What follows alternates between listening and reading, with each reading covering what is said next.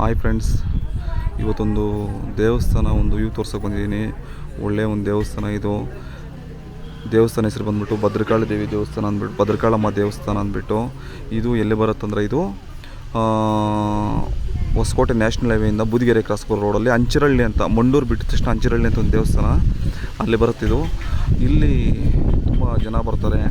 ಏನು ಗೊತ್ತಾ, ಬಂದಿಲ್ಲಿ ಆ ತಾಯಿಗೆ ಇಲ್ಲಿ ಆ ಅಮ್ಮನವ್ರಿಗೆ ಮೈ ಮೇಲೆ ತುಂಬಿಕೊಳುತ್ತೆ.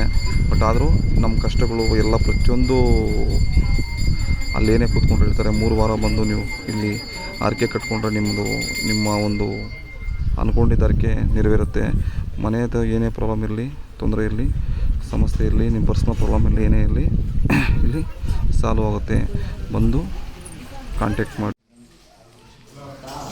ನೋಡಿ ಫ್ರೆಂಡ್ಸ್, ದೇವರು ಈ ಥರ ಇರುತ್ತೆ.